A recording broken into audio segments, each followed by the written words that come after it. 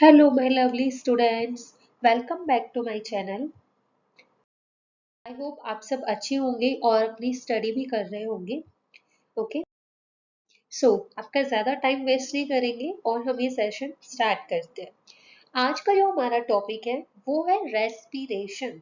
Live processes chapter से ही है. Class 10 का जो लाइव प्रोसेसेस चैप्टर है ना, आपको पता होगा बहुत बड़ा चैप्टर है और उसमें काफी सारे टॉपिक्स हैं. तो लास्ट वीडियो में हमने न्यूट्रिशन के बारे में पढ़ा था, जिसमें हमने human digestive system and photosynthesis cover कर लिया था. एंड आज हम पढ़ने वाले हैं रेस्पिरेशन के बारे में. ठीक है. रेस्पिरेशन इन ऑर्गेनिजम्स, जिसमें हम ह्यूमन बींग्स के बारे में भी पढ़ेंगे एंड साथ साथ में जो भी लोअर ऑर्गेनिजम्स है उनके बारे में भी डिस्कस करने वाले हैं. Okay, let's continue.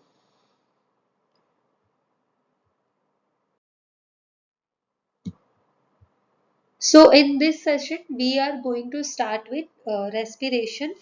Okay.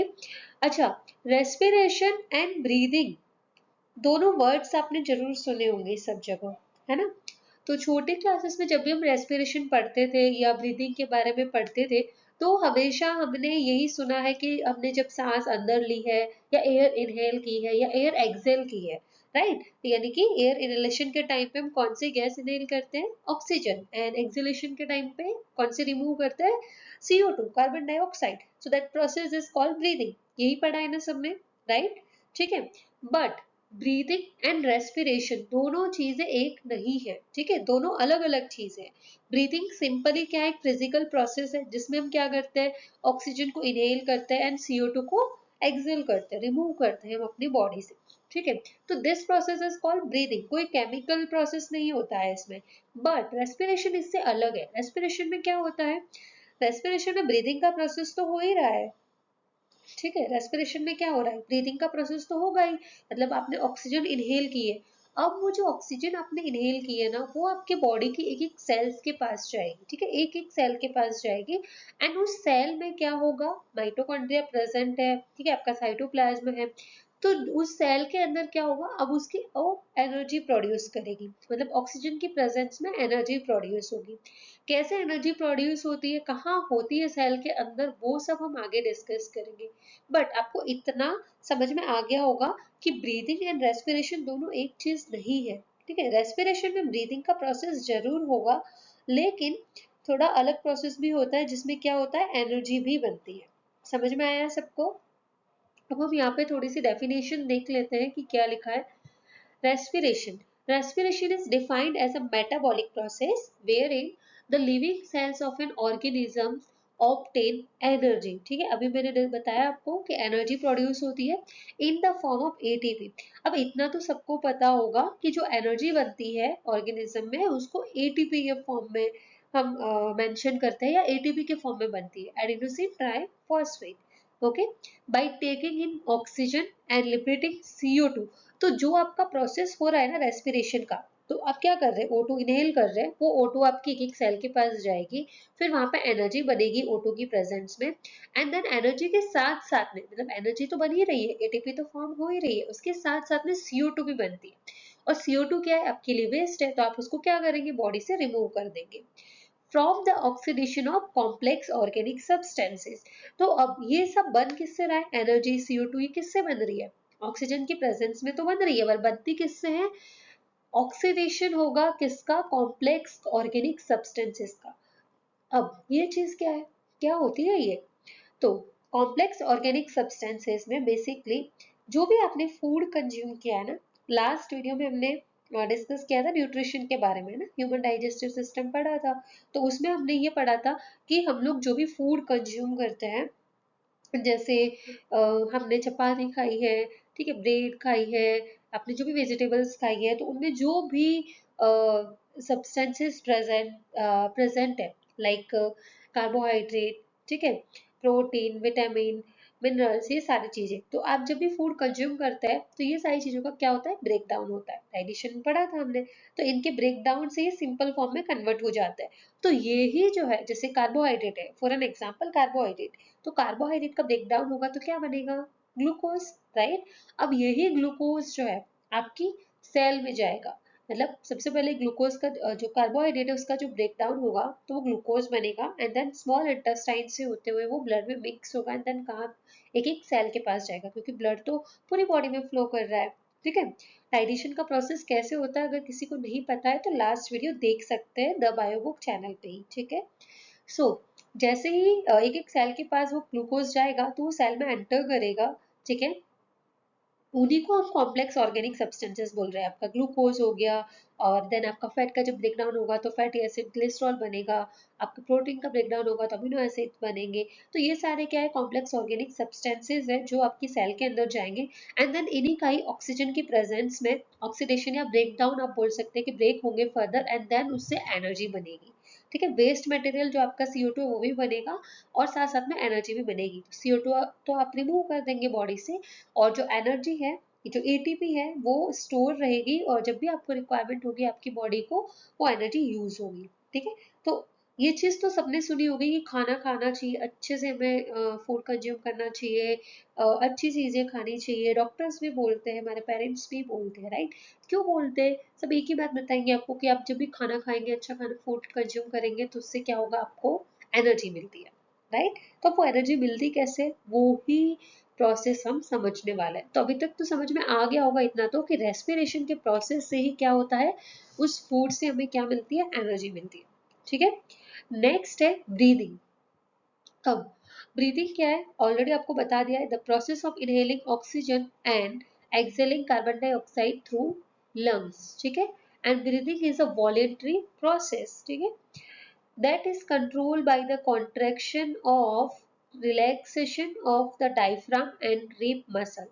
तो कंप्लीट हम ये जो प्रोसेस है ना, वो ह्यूमन रेस्पिरेटरी सिस्टम जब आगे बढ़ेंगे तो समझने वाले हैं कि कैसे डायफ्राम रिलैक्स होता है, कॉन्ट्रैक्ट होता है, रिब मसल्स का कॉन्ट्रैक्शन कैसे होता है, रिलैक्सेशन कैसे होता है एंड उसी के थ्रू ही पूरा ब्रीदिंग का प्रोसेस होता है। बट अभी तक आपको बस ये समझ में आ गया होगा कि ब्रीदिंग और रेस्पिरेशन अलग है। ब्रीदिंग में क्या हो रहा है, हम ऑक्सीजन इनहेल कर रहे हैं और CO2 रिमूव कर रहे हैं, उसके बीच में जो भी प्रोसेस हो रहा है वो सारा रेस्पिरेशन में होने वाला है।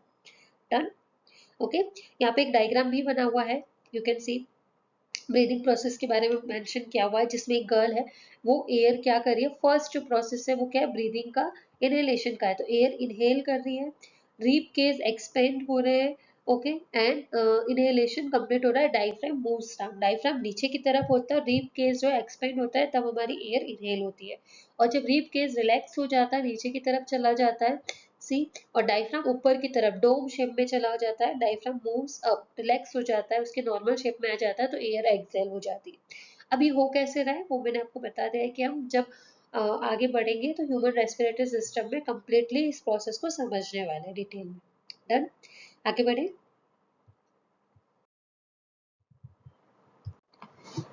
Okay, so what is respiration? तो अगर आपको ये क्वेश्चन कोई पूछता है या आपके एग्जाम में आता है कि व्हाट इज रेस्पिरेशन, तो क्या बोलेंगे हम? Respiration is a metabolic process that occurs in all organisms and it is a biochemical process that occurs within the cells of organisms। ठीक है, ये कहाँ होता है, ऑर्गेनिज्म के सेल्स के अंदर ये प्रोसेस होगा एंड इस प्रोसेस में क्या होता है, the energy is produced by the breakdown of glucose which is further used by cells to perform various functions। Okay, so simply respiration क्या है, it is the process of breakdown of nutrients and formation of energy। ठीक है, energy का formation हो रहा है, energy किस form में प्रोड्यूस होगी, ATP, adenosine triphosphate. Every living species from a single-celled organism to dominant multicellular organisms perform respiration। ठीक है, सो सिंगल सेल ऑर्गेनिज्म भी रेस्पिरेशन करते हैं और मल्टी सेलुलर ऑर्गेनिजम्स भी करते हैं। हो सकता है उनका प्रोसेस थोड़ा अलग हो, ठीक है, क्योंकि वो सिंगल सेल्ड ऑर्गेनिज्म है, बट दोनों भी रेस्पिरेशन का प्रोसेस हो गए।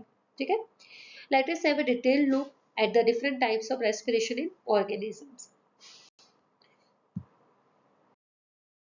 सो रेस्पिरेशन दो टाइप के होते हैं, एक होता है एरोबिक रेस्पिरेशन, एक होता है एनएरोबिक रेस्पिरेशन। ठीक है, आपको नाम से ही समझ में आ जाएगा। एरोबिक रेस्पिरेशन का मतलब है कि एयर प्रेजेंट होगी और एयर में भी हमें मेनली कौन सी गैस चाहिए, ऑक्सीजन। तो एरोबिक रेस्पिरेशन का मतलब क्या हुआ कि ऑक्सीजन की प्रेजेंस में ये रेस्पिरेशन हो रहा है। मतलब जो न्यूट्रिएंट्स का ब्रेकडाउन होगा वो ऑक्सीजन की प्रेजेंस में होगा। इस एरोबिक रेस्पिरेशन के लिए ऑक्सीजन जरूरी है। ठीक है, सो पढ़ लेते हैं इसमें आगे। It is a type of cellular respiration that takes place in the presence of oxygen to produce energy. ठीक है, अभी मैंने आपको बताया था कि इस रेस्पिरेशन में क्या हो रहा है, ऑक्सीजन प्रेजेंट है और उसी की प्रेजेंस में न्यूट्रिएंट्स का ब्रेकडाउन होगा। ठीक है, अब सेलुलर रेस्पिरेशन मीन्स क्या, cellular respiration means simply cell के अंदर हो रहा है, इसीलिए उसको क्या बोल रहे हैं हम, सेलुलर रेस्पिरेशन। ठीक है, it is a continuous process that takes place within the cells of animals and plants. तो ये एनिमल्स प्लांट्स दोनों में होता है। प्लांट्स के लिए वेस्टफुल प्रोसेस है, वेस्ट है ये बिल्कुल। ओके, प्लांट के लिए फोटोसिंथेसिस ज्यादा इंपॉर्टेंट रहता है। ओके, एनिमल्स के लिए तो इंपॉर्टेंट है ऑब्वियसली, क्योंकि एनर्जी बन रही है। सो एरोबिक रेस्पिरेशन में आपको समझ में आ गया होगा कि ऑक्सीजन की रिक्वायरमेंट होगी। ठीक है, this process can be explain with the help of the chemical equation. So यहाँ पे सिंपली उन्होंने जो ऑर्गेनिक सब्सटेंस है वो कौन सा लिया है, ग्लूकोज। ठीक है, नॉर्मली हम ग्लूकोज ही मेंशन करके चलते हैं, तो ग्लूकोज प्लस ऑक्सीजन। सो यहाँ पे देखो मेंशन है ना कि ऑक्सीजन की रिक्वायरमेंट होगी, तो ग्लूकोज ऑक्सीजन की प्रेजेंस में सेल के अंदर उसका ब्रेक डाउन होगा, तो उससे क्या बनेगा, कार्बन डाइऑक्साइड जो कि वेस्ट है तो वो रिमूव कर देंगे, वाटर भी बनता है ये भी हम बॉडी से रिमूव करते हैं, और एनर्जी एटीपी बनती है, तो वो हमारे लिए इम्पोर्टेंट है। ठीक है, यहाँ पे 36 एटीपी या 34 एटीपी बहुत सारी बुक्स में लिखा हुआ होता है, 36 या फिर 34। ठीक है, तो इतनी एटीपी प्रोड्यूस होती है एरोबिक रेस्पिरेशन में। अब ये प्रोसेस कहाँ हो रहा है, ऑब्वियसली सेल के अंदर ये प्रोसेस हो रहा है। ठीक है, सी ये सेल का डायग्राम बना हुआ है। अब यहाँ पे देखो, न्यूक्लियस, सेल का ये न्यूक्लियस है। ठीक है, ये जो आपको डायग्राम दिख रहा है ये है माइटोकॉन्ड्रिया। ओके, ये क्या है, माइटोकॉन्ड्रिया। साइटोसोल ये पूरा साइटोप्लाज्म है इसके अंदर। अब जो आपका कार्बोहाइड्रेट हम ग्लूकोज बोल देते हैं, ग्लूकोज का जो ब्रेक डाउन होगा ना वो सबसे पहले स्टार्ट होगा साइटोप्लाज्म के अंदर। ठीक है, साइटोप्लाज्म में क्या होगा, ग्लूकोज का ब्रेक डाउन होगा एंड उससे क्या बनेगा, पायरुवेट। ठीक है, क्या बनेगा, पायरुवेट, इसको पायरुविक एसिड भी बोल सकते हैं। ये जो प्रोसेस है ग्लूकोज के ब्रेकडाउन से पायरुवेट या पायरुविक एसिड बन रहा है, इसको हम बोलते हैं glycolysis. Glyco means glucose, lysis means break down, तो किसी चीज का ब्रेक डाउन हो रहा है यहाँ पे, तो लाइसिस वर्ड यूज करेंगे। तो ग्लूकोज के ब्रेकडाउन से क्या बन रहा है, पायरुवेट। तो ये पूरा प्रोसेस कहाँ हो रहा था, साइटोप्लाज्म में। अब ये जो पायरुवेट है ना ये माइटोकॉन्ड्रिया में एंटर करेगा। अच्छा, एक और चीज इंपॉर्टेंट है, याद रखना, जो ये ग्लूकोज और पायरुवेट बन रहे हैं, मतलब ग्लूकोज के ब्रेकडाउन से पायरुवेट बन रहा है, that process is called glycolysis. ठीक है, ये प्रोसेस को क्या बोल रहे हैं हम, ग्लाइकोलाइसिस। इस प्रोसेस में ऑक्सीजन की रिक्वायरमेंट नहीं होती है, मतलब ग्लूकोज का जब ब्रेकडाउन होगा और पायरुवेट बनेगा तो इस पूरे प्रोसेस में ऑक्सीजन नहीं होती है। ऑक्सीजन नहीं भी होगी तो भी कोई प्रॉब्लम नहीं, ग्लूकोज पायरुवेट में कन्वर्ट हो जाएगा साइटोप्लाज्म में। ठीक है, अब ये पायरुवेट एंटर कर रहा है आपके माइटोकॉन्ड्रिया के अंदर। माइटोकॉन्ड्रिया में फर्दर पायरुवेट का जो है ब्रेकडाउन होगा और इस ब्रेकडाउन में ही हमें ऑक्सीजन चाहिए। ठीक है, इसी प्रोसेस में जो माइटोकॉन्ड्रिया के अंदर होता है इसी में हमें ऑक्सीजन की रिक्वायरमेंट होती है। डन। अब ये पायरुवेट फर्दर इसका और ब्रेक डाउन होगा जिसमें एक क्रेब्स साइकिल रन होती है। ठीक है, फिर उसके बाद इलेक्ट्रॉन ट्रांसपोर्ट चेन रन होते हैं, देन उसके बाद जो है एटीपी प्रोडक्शन होता है। ये जो है आपको बस इतना याद रखना है कि ग्लूकोज के ब्रेकडाउन से पायरुवेट बनता है, जिस प्रोसेस को हम बोलते हैं ग्लाइकोलाइसिस। फिर पायरुवेट के ब्रेकडाउन से एसिटिल को एंजाइम बनेगा, देन उसके बाद जो है क्रेब साइकिल रन होगा। उस क्रेब साइकिल में, क्रेब साइकिल के बाद जो है इलेक्ट्रॉन ट्रांसपोर्ट चेन बनेगी और उसी के बाद एटीपी का प्रोडक्शन होगा, जिसमें टोटल 36 एटीपी या 34 एटीपी बनती है। डन। ये क्रेब साइकिल और ये सब क्या है, ये आपको हायर क्लासेस में पढ़ने को मिलेगा। ओके, तो आपको इतना समझ में आ गया होगा कि कार्बोहाइड्रेट का जो ब्रेकडाउन होगा उससे ग्लूकोज बनता है, ग्लूकोज के ब्रेकडाउन से पायरुवेट बनता है, ये प्रोसेस हमारा साइटोप्लाज्म में होगा। ठीक है, एंड इस प्रोसेस को बोलते हैं ग्लाइकोलाइसिस। यहाँ पे ऑक्सीजन की जरूरत नहीं होती है, बट जब पायरुवेट माइटोकॉन्ड्रिया में एंटर करेगा तो वहां पे जब एनर्जी का फॉर्मेशन होगा उस प्रोसेस के लिए ऑक्सीजन की रिक्वायरमेंट होती है। तो एनर्जी बनाने के लिए क्या चाहिए हमको, ऑक्सीजन। डन, एरोबिक रेस्पिरेशन आपको समझ में आ गया होगा। नेक्स्ट हम पढ़ते हैं एनएरोबिक रेस्पिरेशन के बारे में। सो एनएरोबिक रेस्पिरेशन, अब एरोबिक रेस्पिरेशन में ऑक्सीजन बन रही थी, मतलब ऑक्सीजन चाहिए थी, आई एम सॉरी, ऑक्सीजन हमें चाहिए थी एनर्जी प्रोड्यूस करने के लिए। बट अब एनएरोबिक रेस्पिरेशन है तो आपको नाम से ही समझ में आ रहा होगा कि एनएरोबिक रेस्पिरेशन में ऑक्सीजन की रिक्वायरमेंट नहीं होती है, ठीक है, या रिक्वायरमेंट नहीं होती है हम ये नहीं बोल सकते, हम ये बोल सकते हैं कि एनारोबिक रेस्पिरेशन तभी होगा जब ऑक्सीजन प्रेजेंट, ऑक्सीजन जो है वो प्रेजेंट नहीं है, ठीक है, एब्सेंस ऑफ ऑक्सीजन में ही एनारोबिक रेस्पिरेशन होगा। अगर ऑक्सीजन प्रेजेंट है सेल के अंदर तो एरोबिक रेस्पिरेशन हो जाएगा, राइट। सो आगे देखते हैं हम एक बार। It is a type of cellular respiration that takes place in the absence of oxygen. आपको भी मैंने बताया था ये absence of oxygen में होता है to produce energy, ठीक है।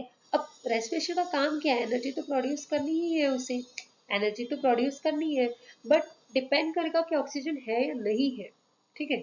तो एनारोबिक रेस्पिरेशन में भी एनर्जी बनती है लेकिन ऑक्सीजन नहीं होगी उस टाइम पे, तो उससे क्या होगा कि एनर्जी इतनी ज्यादा नहीं बनेगी, बहुत कम बनती है एनर्जी, ना के बराबर, ठीक है। अब इसमें ना मोस्टली आपके एनसीईआरटी बुक के अकॉर्डिंग दो एग्जांपल दिए गए हैं, ईस्ट के बारे में और एक है ह्यूमन बॉडी में। पहले हम ईस्ट में पढ़ लेते हैं, यानी कि लोअर ऑर्गेनिज्म में कैसे एनारोबिक रेस्पिरेशन होता है। सो आपने फर्मेंटेशन वर्ड जरूर सुना होगा, अपने घर में सुना होगा, या फिर आपने बेकिंग इंडस्ट्री में सुना होगा, जैसे ब्रेड प्रिपेयर होती है ना, या अल्कोहल बनता है, तो उस टाइम पे आपने देखा होगा कि ईस्ट का यूज करते हैं और उसी से वो फर्मेंटेशन होता है। जैसे ब्रेड के प्रोसेस की अगर हम बात करें तो हम डो बनाएंगे, उसमें ईस्ट डालते हैं, फिर डो बनाएंगे एंड देन उसके बाद थोड़ी देर के लिए रख लेंगे, तो जब आप थोड़ी देर बाद देखोगे तो वो डो का जो साइज है ना वो बढ़ जाता है, राइट। क्यों? क्योंकि उसके अंदर क्या है, गैस, आपने जो ईस्ट डाली थी उसकी वजह से वहां पे CO2 आ गई है। देन उसके बाद क्या होगा, आप उससे ब्रेड बनाओ, उसको ओवन में बेक करो एंड देन आप देखोगे कि ब्रेड रेडी है, बट उस ब्रेड पे थोड़े थोड़े होल्स होते हैं, छोटे छोटे पोर्स होते हैं। क्यों? क्योंकि जो CO2 बनी थी ना फर्मेंटेशन के टाइम पे, वो CO2 निकल रही है, गैस जो है रिमूव हुई है बेकिंग के टाइम पे, तो वो होल्स रह गए वहां पे। तो ये ईस्ट की वजह से क्या हो रहा है, आपने जब ईस्ट डाली डो में तो डो का साइज बढ़ गया, उस टाइम पे क्या हो रहा है, फर्मेंटेशन हो रहा है, और फर्मेंटेशन के प्रोसेस में क्या हो रहा है, अल्कोहल प्रोड्यूस हो रही है, CO2 बन रही है, ठीक है। तो यहाँ पे देखो इसके अंदर जो एनारोबिक रेस्पिरेशन हो रहा है, मतलब वहाँ पे ऑक्सीजन प्रेजेंट नहीं थी, अगर ऑक्सीजन प्रेजेंट होती है तो एनर्जी अच्छे से बनती, बट यहाँ पे क्या है, ऑक्सीजन क्या थी, प्रेजेंट नहीं थी, तो ग्लूकोज के ब्रेकडाउन से क्या बन रहा है, आपका अल्कोहल बन रहा है, ठीक है, एंड देन कार्बन डाइऑक्साइड भी बन रही है, और जो कि ये दोनों जो प्रोडक्ट्स हैं ये आपके जब बेकिंग करेंगे ना हम ब्रेड को तो रिमूव हो जाएंगे, प्लस एनर्जी भी बन रही है, बट ये बहुत कम एनर्जी होती है, 280 मेंशन होगा अगर आप बुक चेक करेंगे तो कहाँ 34 और कहाँ 2, राइट। अब anaerobic respiration in yeast, also known as fermentation, is a process that occurs in the absence of oxygen, ठीक है। नेक्स्ट है ह्यूमन बॉडी। अब ह्यूमन बॉडी के अंदर भी एनारोबिक रेस्पिरेशन होता है, ठीक है। अब आप बोलोगे ये कैसे होता है, क्योंकि हम तो एयर इनहेल करते हैं, हम तो रोक नहीं सकते ना एयर को, तो कैसे, ऑक्सीजन तो जा ही रही है हमारी बॉडी में, फिर कैसे हो सकता है, तो ये कैसे होगा। आपने देखा होगा जब भी हम एक्सरसाइज करते हैं, विग्रस एक्सरसाइज, बहुत ज्यादा आपने एक्सरसाइज कर ली, बहुत तेज आप रनिंग कर रहे हो, और फिर उसके बाद आप देखोगे कि आपकी मसल्स में ना पेन होने लगता है या क्रैम्प्स आते हैं, बहुत ज्यादा पेन होता है, टायर्ड फील होता है आपको, तो ये क्यों हो रहा है, क्योंकि जब भी आप ज़्यादा एक्सरसाइज करते हैं, इंटेंस एक्सरसाइज या बहुत ज़्यादा रनिंग कर रहे हैं, तो उस टाइम पे क्या होता है ना, हम एयर तो इनहेल कर ही रहे हैं, मतलब ऑक्सीजन तो इनहेल कर ही रहे हैं, ठीक है, ब्रीदिंग का प्रोसेस तो चल ही रहा है ना, इनहेलेशन एक्सहेलेशन। ऐसा तो नहीं है कि एक्सरसाइज करते हैं तब हम सांस लेना बंद कर देते हैं, बिल्कुल भी नहीं, है ना, बल्कि और तेज तेज सांस लेते हैं। तो मतलब ब्रीदिंग का प्रोसेस ना बहुत फास्ट हो जाता है, जल्दी से आप इनहेल करेंगे, जल्दी से एक्सहेल करेंगे, ठीक है, ये बहुत फास्ट प्रोसेस होता है। तो उससे क्या होगा ना कि जैसे जैसे आप फास्ट आपकी ब्रीदिंग होती जाएगी, तो उससे क्या होगा कि हर सेल के पास में ना ऑक्सीजन अच्छे से नहीं पहुंच पाती है, मतलब जितनी उनको रिक्वायरमेंट होती है एरोबिक रेस्पिरेशन का प्रोसेस करने के लिए उतनी उनको मिल नहीं पाती ऑक्सीजन। तो उससे क्या होगा, अब सेल के अंदर रेस्पिरेशन तो हो ही रहा है क्योंकि आपने खाना खाया था, ग्लूकोज का बन गया था कार्बोहाइड्रेट से, अब ग्लूकोज सेल में भी पहुंच गया है, तो वहां पे उसका ब्रेक डाउन तो होगा फर्दर, बट उसको ऑक्सीजन भी चाहिए। तो साइटोप्लाज्म में जो प्रोसेस हो रहा है, जो ग्लाइकोलाइसिस का प्रोसेस, उस प्रोसेस तक उसको ऑक्सीजन नहीं चाहिए तो कोई प्रॉब्लम नहीं, पायरुवेट बच जाएगा। लेकिन जैसे ही पायरुवेट माइटोकॉन्ड्रिया में एंटर करेगा, फिर उसको ऑक्सीजन चाहिए। बट अब आप उसी टाइम क्या कर रहे हो, एक्सरसाइज कर रहे हो बहुत ज्यादा तेज, बहुत ज्यादा रनिंग कर ली है आपने, तो उसकी वजह से ऑक्सीजन प्रॉपरली पहुंच नहीं पाएगी माइटोकॉन्ड्रिया तक। तो क्या होगा कि वहां पे जो पायरुवेट बना है, उस पायरुवेट का फर्दर ब्रेक डाउन होगा, लेकिन उसके ब्रेक डाउन से ना एनर्जी नहीं बनती है, मतलब उतनी एनर्जी नहीं बनेगी जितनी आपकी बॉडी को चाहिए। तो वो एनर्जी नहीं बन के क्या बनता है वहां पे, लैक्टिक एसिड। ठीक है, क्या बन रहा है, लैक्टिक एसिड। तो जब भी हम इंटेंस एक्सरसाइज कर रहे हैं, बहुत ज्यादा तेज रनिंग हो गई है आपकी, तो उस टाइम पे लैक्टिक एसिड का प्रोडक्शन हो जाता है, या लैक्टिक एसिड अक्यूमुलेट हो जाता है आपकी मसल्स में, उसी की वजह से हमको क्रैम्प्स या पेन होता है। समझ में आया इतना? ठीक है। So, anaerobic respiration occurs in muscles during intense exercise, such as sprinting, when the body cells don't have enough oxygen for aerobic respiration. The lactic acid produced during anaerobic respiration builds up in muscles, causing pain and tiredness, which can lead to cramps. ठीक है? To repay the oxygen debt created by anaerobic respiration, you continue to breathe deeply and quickly after exercise. तो अब ये जो lactic acid बना है, जो muscle cramps आपको हो रहे हैं या फिर आपको पेन हो रहा है, ये कैसे ठीक होगा?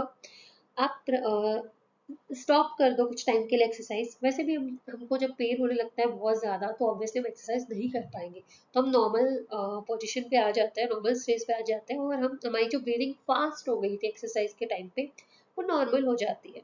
ठीक है, हम नॉर्मली जो रिलैक्स मोड में हम जब इनहेलेशन करते हैं, एक्सहेलेशन करते हैं, वो प्रोसेस स्टार्ट हो जाता है। और जैसे ही आपकी ब्रीदिंग नॉर्मल होगी ना, धीरे धीरे जो लैक्टिक एसिड बना था आपके सेल्स के अंदर, मसल्स के अंदर या मसल सेल के अंदर, वो रिमूव होने लग जाता है। ठीक है, और उसकी जगह क्या है, अब इन एनारोबिक रेस्पिरेशन हो रहा था क्योंकि ऑक्सीजन प्रॉपर नहीं मिल रही थी, बट जैसे ही आप नॉर्मल ब्रीथिंग करने लगोगे, आपकी ब्रीथिंग नॉर्मल होगी, तो एरोबिक रेस्पिरेशन होना स्टार्ट हो जाएगा, क्योंकि अब आपको ऑक्सीजन एक एक सेल के पास इजीली पहुंच रही है। तो ऑक्सीजन इजीली वहां पे पहुंच जाती है, और फिर एरोबिक रेस्पिरेशन स्टार्ट हो जाता है और एनर्जी बनना स्टार्ट हो जाती है।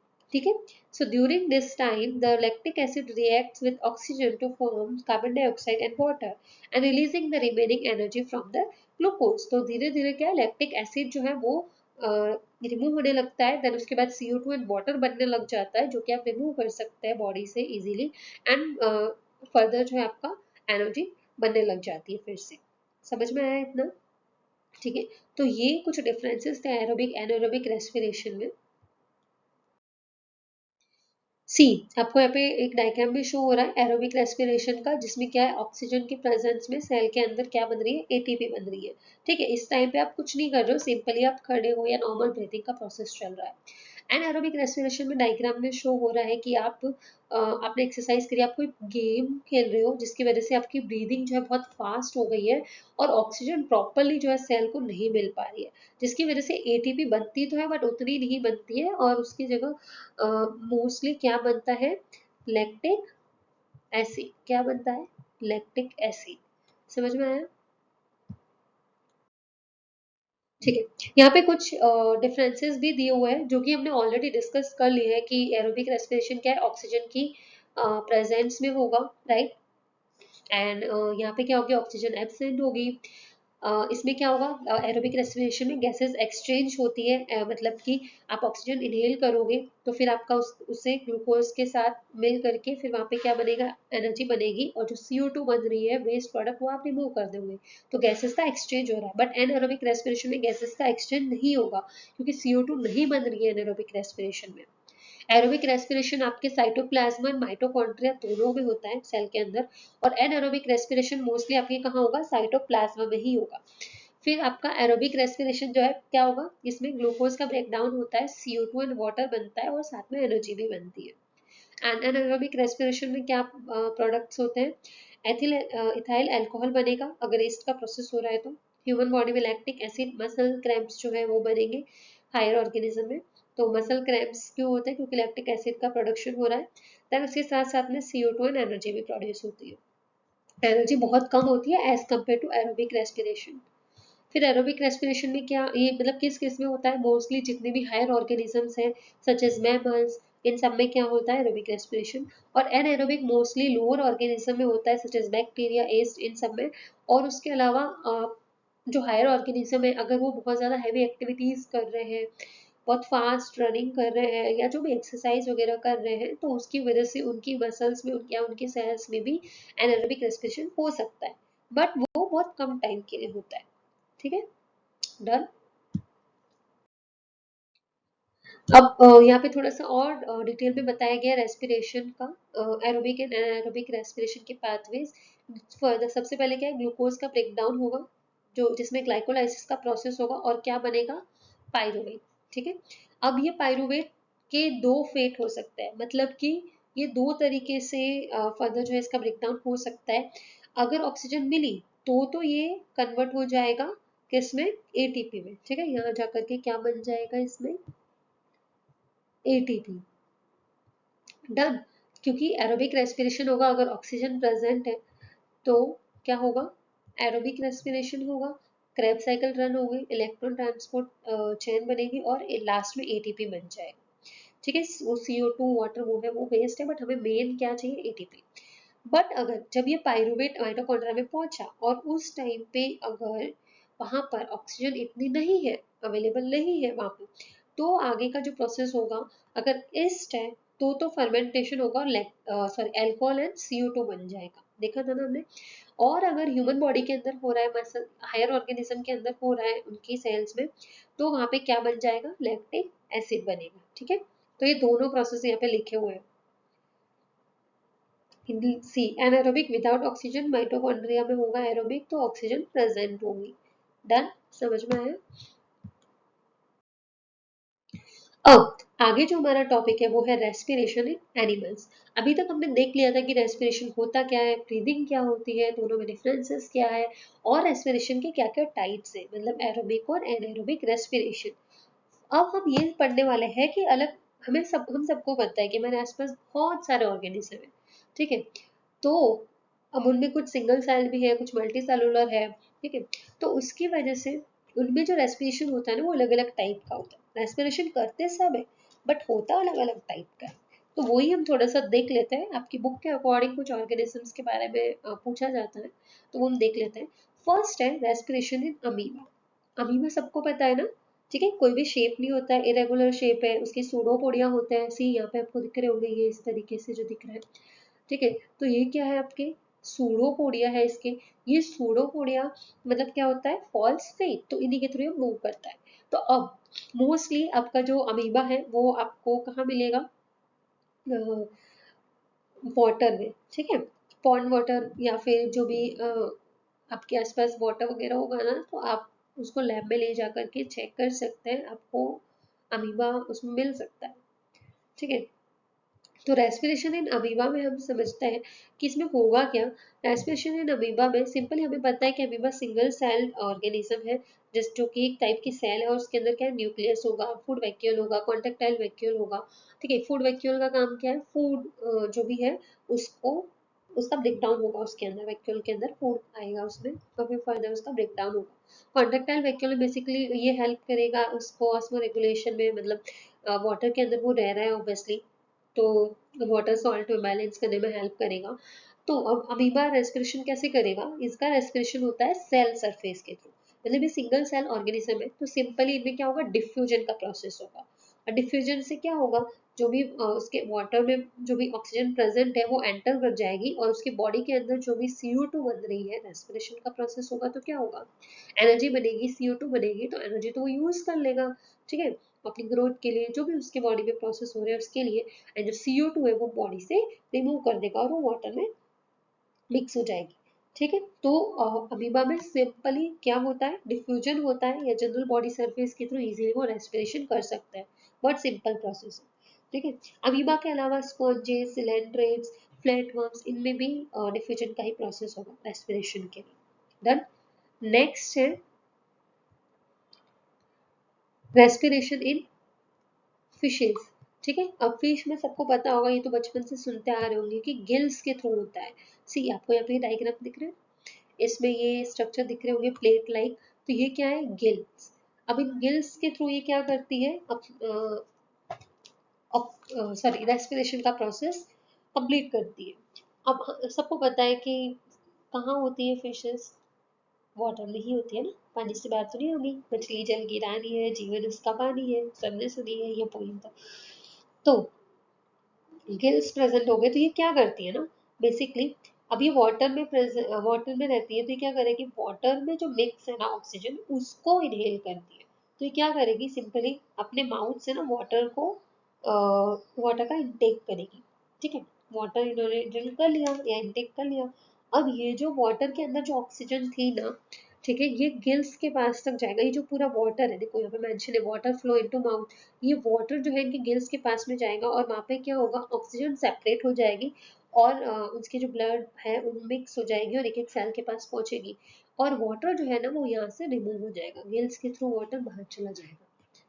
सी आपको यहाँ पे दिख रहा होगा एरो बने हुए हैं, तो वाटर क्या होगा, यहाँ से रिमूव हो जाएगा और ऑक्सीजन जो थी वो उसकी बॉडी में जो है ऑक्सीजन जो है वो उसकी बॉडी में या ब्लड में मिक्स होकर के उसकी बॉडी में या एक एक सेल्स के पास पहुंच जाएगी, और उन सेल्स के अंदर जो भी CO2 बन रही है वो भी गिल्स तक आएगी और वहां से बाहर बाहर निकल जाएगी और वाटर में मिक्स हो जाएगी। तो सिंपली आपको इतना याद रखना है कि फिशेज में रेस्पिरेशन कैसे होगा, गिल्स के थ्रू होगा। फिर है रेस्पिरेशन इन अर्थवर्म। अर्थवर्म में जो रेस्पिरेशन है ना वो स्किन के थ्रू होता है। ठीक है, उनके अंदर हमारी तरह कोई लंग्स नहीं प्रेजेंट होता है, कोई गिल्स नहीं होंगे फिशेस की तरह। ये क्या करते हैं, स्किन के थ्रू रेस्पिरेशन करते हैं, और स्किन के थ्रू रेस्पिरेशन जो होता है ना उसको हम बोलते हैं क्यूटेनियस रेस्पिरेशन। क्या बोलते हैं, क्यूटेनियस रेस्पिरेशन। ठीक है, क्यूटेनियस रेस्पिरेशन। तो क्यूटेनियस रेस्पिरेशन में क्या होता है कि कुछ ऑर्गेनिजम्स जो होते हैं, फॉर एन एग्जांपल अर्थवर्म, इनकी स्किन बहुत थीन होती है, मॉइस्ट होती है, ठीक है, बहुत पतली सी होती है, मॉइस्ट स्किन होती है। देखा भी होगा आपने अर्थवर्म को मोस्टली रेनी सीजन में। तो इनकी स्किन बहुत ज़्यादा मॉइस्ट होती है, थीन होती है, तो ये क्या करती है, जो उनके सराउंडेड एयर है, ठीक है, जो भी हमारे एनवायरनमेंट की एयर है उसमें जो ऑक्सीजन है ना वो इजीली इनकी स्किन के थ्रू डिफ्यूज होकर के चली जाती है और ये उससे इनहेल रेस्पिरेशन कर लेते हैं। ठीक है, तो इनकी जो स्किन है ना, उनकी स्किन के जस्ट नीचे मस्कुलर क्यूटिकल्स होते हैं, मतलब बेसिकली उनकी जो स्किन है वो रिच इन ब्लड सप्लाई, मतलब वहाँ पे बहुत ज़्यादा ब्लड सप्लाई होती है, तो जैसे ही स्किन से एंटर करेगी ना ऑक्सीजन, वो तुरंत उनके ब्लड में मिक्स हो जाएगी और एक एक सेल्स तक पहुंचा दी जाएगी। ठीक है, तो सिंपल है इनका, किसके थ्रू होगा रेस्पिरेशन, स्किन के थ्रू होगा, ये याद रखना है। फिर है रेस्पिरेशन इन फ्रॉग।